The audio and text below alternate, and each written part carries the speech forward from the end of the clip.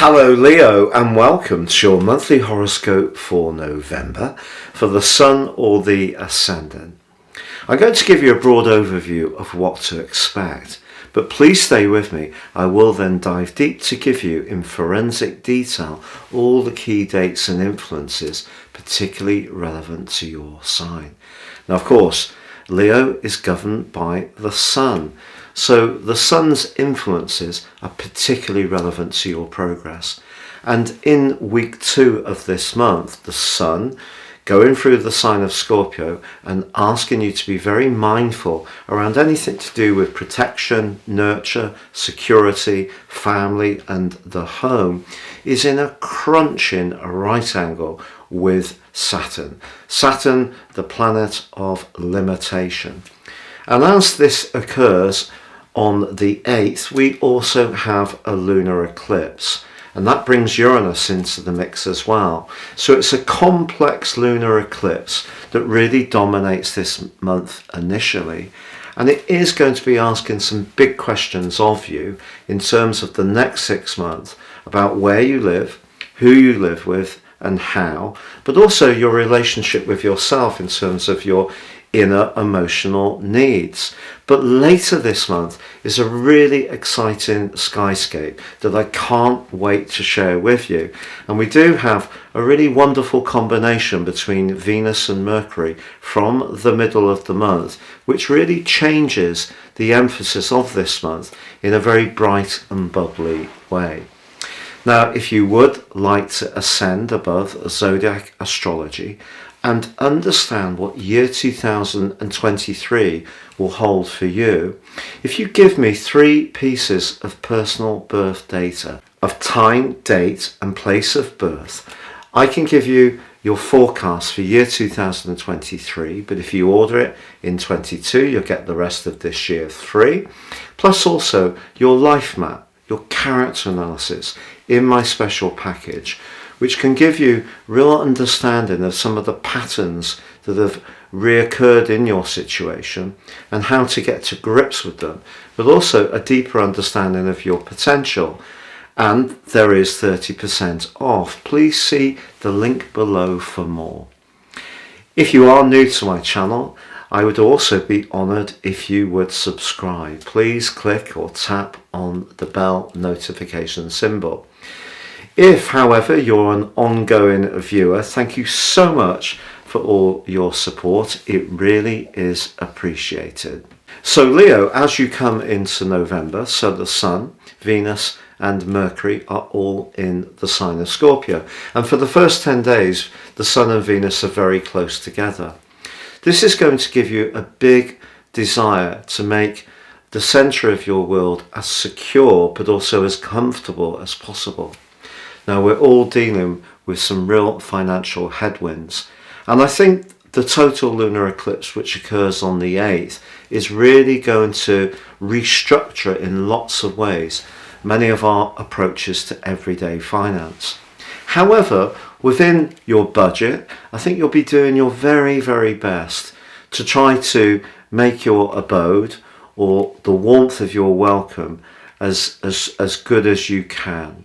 And also with the festive period racing up, if you are going to be having people staying, particularly if there's been a hiatus with COVID in recent years, if you can beautify your situation with some last minute touches or decorative improvements, the chances are you will do so.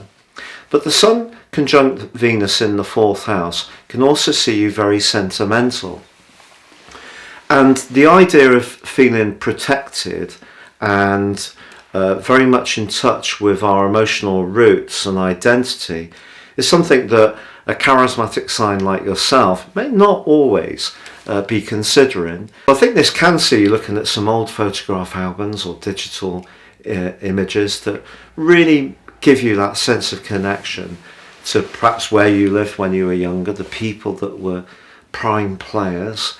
But that brings us up to that potent total lunar eclipse. And essentially what's happening is the Sun and Mercury are together, which is brilliant if we want to be quick-witted. The conjunction on the 8th can give us real moments of ingenuity. And for you, that could be how you use your home. So if you have worked from home temporarily through COVID, you may be thinking about how maybe you could adapt it more for the longer term. On the other hand, if you didn't work from home, you may now be thinking about a home-based business, or how you can be more enterprising in terms of squeezing more efficiency out of the space you have. But Saturn, on the other side of the heavens from you, could challenge any relationship that doesn't have that level of simpatico or intrinsic emotional intuition that's so important to all of this. And because Uranus is in the mix as well on this particular event, it could be just as much a professional relationship. If it feels that you work with people, or you have a line manager that don't really understand your domestic needs or your family pressures, and it's all about what they want from the situation, this could see you thinking or rethinking what you do in terms of your worldly interactions. So relationships of all kinds, but particular emotional relationships, are going to really come under the astral microscope over the next 6 months, because that's the impact of this total lunar eclipse.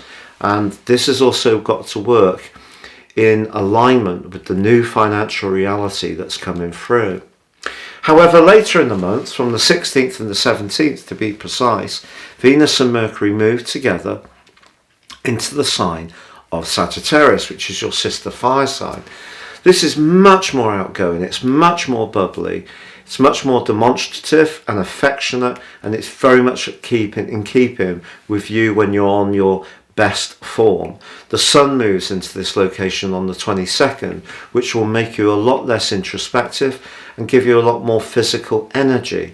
Also on the 23rd, you have the new moon in Sagittarius, but also Jupiter, the ruler of Sagittarius, even though it is in your 8th house, ends its retrograde. And if you have been going through quite a lot of worry about your long-term financial situation, Jupiter going forwards will give you some uplift, but it's also forging a really influential link with Pluto for the whole of this month. When Jupiter and Pluto are well positioned towards one another, it can create real opportunity and success. However, because Mars, in your sector of your future hopes, is in retrograde and is in a tricky tangle with Neptune right through this month, when it comes to those future forward plans, they have to be really well costed. So even though Jupiter and Pluto can be a great gift to you, I think realism for us all, because that angle between Mars and Neptune is going to affect us collectively.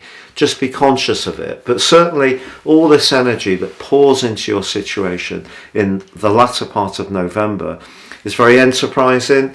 It's much more speculative if you are someone who likes to be a bit more risk-taking in any part of your situation, whether it's around your love life or it's around games of chance that you enjoy, or maybe just in terms of your social interaction. But you definitely can be feeling very bubbly, but also at your charismatic best, particularly on the new moon of the 23rd, because Venus and Mercury come into an exact conjunction on that day. So there's a lot for you to go for this month, Leo, and you can see a bit like those soccer or football matches, it is a bit of a month of two halves, a game of two halves. And that first half of the month definitely puts a lot of emphasis on the need for security, the need for nurture, the need for understanding of the shared experience, of a clearer understanding of your personal identity. And if there are people around you who are not understanding the person you need to be, they may be the people that need to make way in your situation. But then you can bounce back in the most bubbly, vivacious and gregarious way later in the month, and just in time for the Christmas festivities, if there are some parties or celebrations or gatherings that you can go to safely, I think you're really going to be at the heart of all these, having great fun and sparkling in the most wonderful of ways.